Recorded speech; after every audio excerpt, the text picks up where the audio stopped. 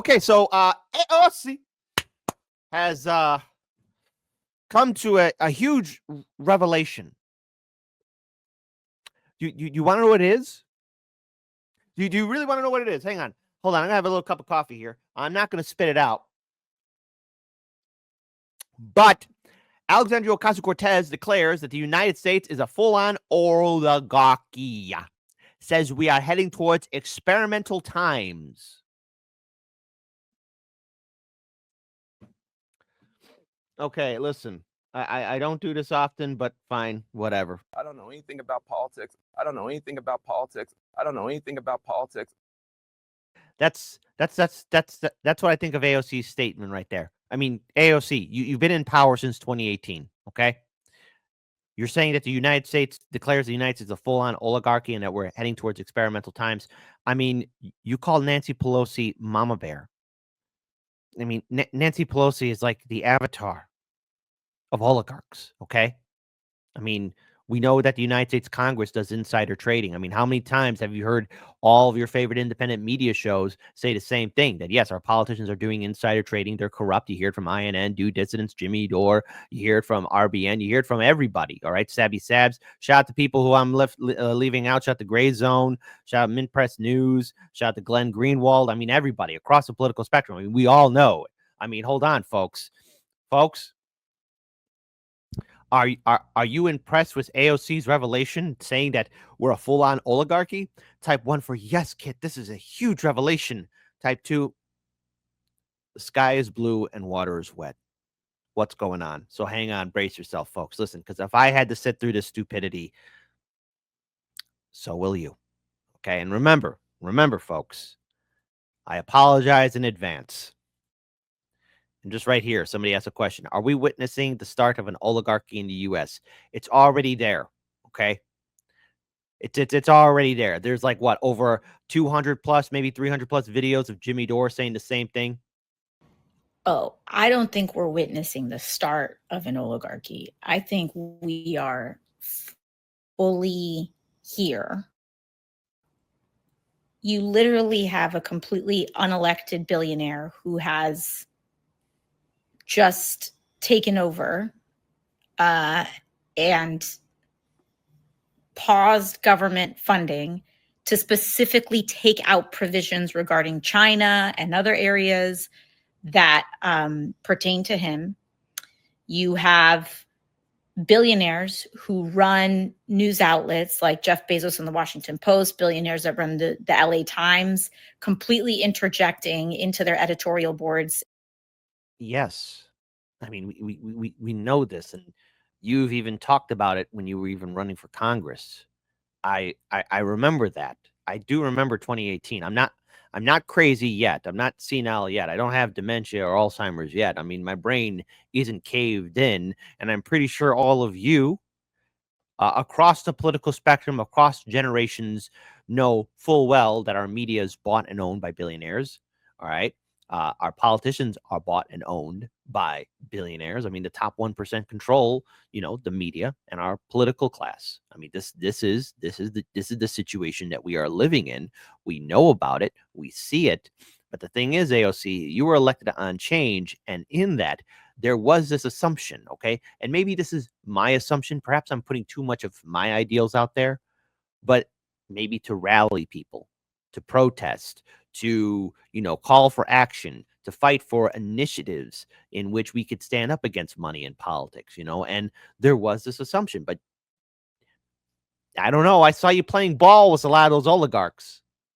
And especially during this election cycle with Biden running and then eventually Kamala, there was no real criticism towards the Democratic Party for their primary, especially in 2024. And manipulating what's being written in them. We're here. We are here. And we've been here even before you got elected into office. We are going to witness very unprecedented moments come January. Elon Musk. Okay, hold on. She starts talking about Elon Musk. All right. Now, look, I think it's easy to vilify Elon Musk. Okay, I get it. But see, the thing is, He's not the end-all, be-all Saturday morning cartoon villain. It's just like with Trump derangement syndrome. Yes, Elon and Trump do deserve to be criticized, to be looked at, but if they are going to be the poster boys for villainy, for people to say, oh, we got to stop them, I'm sorry, but those two, there are far more worse individuals than those two I just mentioned, Elon Musk and Donald Trump, okay? There have been people who are billionaires, who are in control of multi-billion-dollar corporations, who have influence in Washington, D.C., in Wall Street, who've done a lot of damage, okay? I mean, a lot of damage. Now, Trump and Elon aren't no saints. Trust me on it. They ain't. But I think it's easy because after this election, November 5th, Trump's back in. We're going to see the protests, parades. Shout out to Nick Thompson for that one. Nick Thompson, he co-hosted a show a few weeks ago, early in December, and he came up with that phrase. So look, that's perfect way to describe what we're probably going to witness from the La Resistance. There's going to be parades in front of Trump Tower, not protests. And I think it's just easy to make those two into the villains. But what about the people, the billionaires who donated to Kamala Harris? What about their influence? And just remember the name Sam Bankman-Fried? Well, Sam Bankman-Fried, and we covered this on the show too, way early this year, where he was recorded in saying that he gave money openly to Democrats, but in the shadows and the back rooms, he gave money to Republicans too. So there are billionaires who are buying off both parties. It's not just Elon and Donald Trump that are the problem, okay? In fact, there are worse people than them, and I want to make that very clear. But hang on. Here's AOC talking about her crush. Talking about one of her rivals. I believe does create problems for Trump. And I've been seeing over the course of the last week that... Is somebody snoring? Hold on. Wait. For Trump. And I've been seeing over the course of the last... Do you guys hear that? Or am I going crazy? Hold on. Do you guys hear that? Let's rewind that again while she's talking about Elon. Hold on. Listen. Elon Musk, I believe, does create problems for Trump. And I've been seeing over the course of the last... All right, cool. Snoring confirmed. Okay. Somebody might have sleep apnea. They need a CPAP machine immediately. That's no jokes. Sleep apnea is a very real thing. Your little health advisory from Hard Lens Media, okay? It's not a lot of proper oxygen flow. Roll them to the side, whoever that is. Or it could be a dog. Could be a dog snoring. Week that when Elon tweets something and when Trump tweets something, Republicans don't know. I've said this earlier. Republicans don't know who their daddy is. Like, they don't know. Whoa, why'd you say Republicans don't know who their daddy is? Huh. Okay, it was very creative there. Which one they need to be listening to first, and it's scrambling them. But it's not a joke that I think Elon poses real political problems for Trump and arguably may have at least rival his power and influence. And that's going to be a problem for David Glitnan. Hold on. That line, it's from that Arnold Schwarzenegger. I think it's called The Babysitter or something. Hold on. Arnold. Hold on. Arnold Schwarzenegger. Who's your daddy and what does he do? Who's your daddy and what does he do? Kindergarten Cop. That's right. Sorry. Kindergarten Cop. And apparently, from what I've heard from film trivia experts, those were actual real statements said by the kids and put in the film.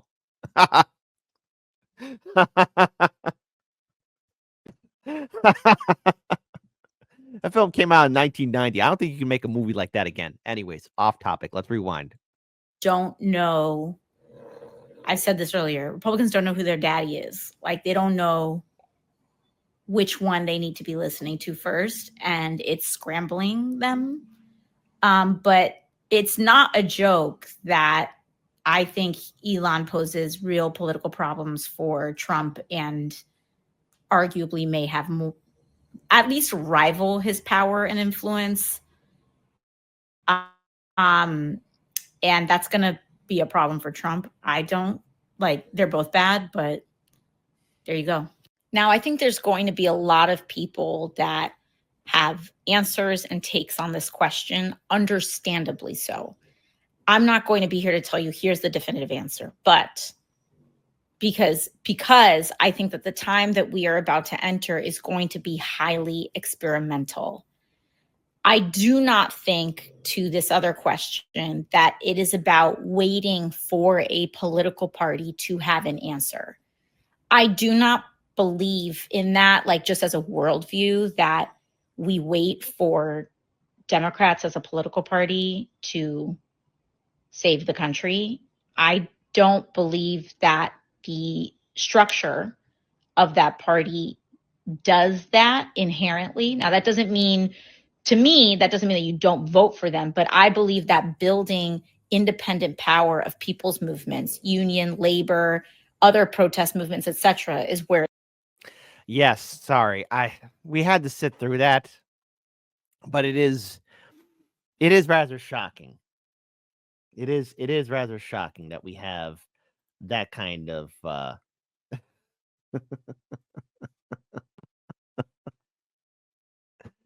that we have AOC even have the audacity of screaming out that we are in an oligarchy. Okay.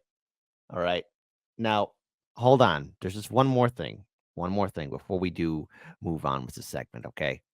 All right. But hold on. Let me go ahead and end this question here. End Q&A. Hold on.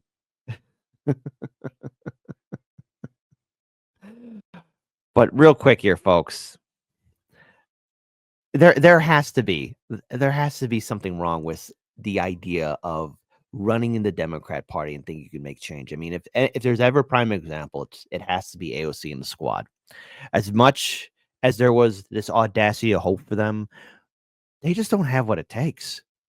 And if they're relying on Trump and Elon being the end-all be-all bad guys, it's not going to work. People want effective change. People want to see something done. And now here's something that just doesn't work, okay? The whole idea of trying to bully somebody who's probably dealt with so much crap on the internet, it's not going to phase. I mean, come on. Trump has been a focus of ridicule by so many jokes now that I think it just doesn't affect him anymore. I mean, the man's been to courts so many times, he might as well have his own briefing room in every single courtroom in the United States. But AOC's plan, bully Elon. Honestly, make fun of him effectively. This man so deeply desires public acceptance and adulation.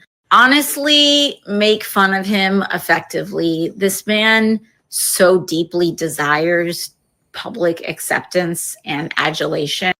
That's just not how it works. That's just not how it works. That's just not how it works. It's not how it works, and this is not how you do effective change. You know, I remember in my conversations being on the post-duopoly show with RBN and Due Dissidents this entire year, and all of our conclusions have not only been proven correct, but it's evidence that for this year and going into the midterm election cycle, I understand people are really burnt out by electoral politics. I understand that people are tired of hearing the phrase of, oh, we got to vote this time around. This time around, it has to be different. This time around, there has to be real effective planning, and that is through citizen ballot initiatives. And here's where you, the audience, can step up and get real effective change. It is all of our social responsibility now to check and understand the rules and laws and legislation in our own individual states and our own counties so that we can actually bring in change. And it's up to citizen journalists now, because citizen journalists are causing CNN and corporate media to panic because people are informing themselves. People are reading themselves. You know, open up a book, read, inform yourself, and inform others, empower others. This is how we bring in change. This is how we stop this endless, mindless BS from our political ruling class. We have to understand the laws, because we just can't have somebody hold our hand and trust them that they're going to lead us the right way. We have tried. It doesn't work. And at the end of the day, we might pout and scream, or we might not want to do it, but it's work that we have to do to avoid this nightmare or get out of this nightmare that we are in. you're going to hear a lot of people talk about how Trump or Elon are a threat to the republic, how we're never going to have a vote again, or this is fascism. We already have a corrupt system. Our politicians are bought. We know this. We have to undo the damage. It's always been that way. It's always come down to the people stepping up, not the ruling class. If we want real change, we have to take the initiative. I've learned that lesson. We've all learned that lesson. You want to do something, do it yourself.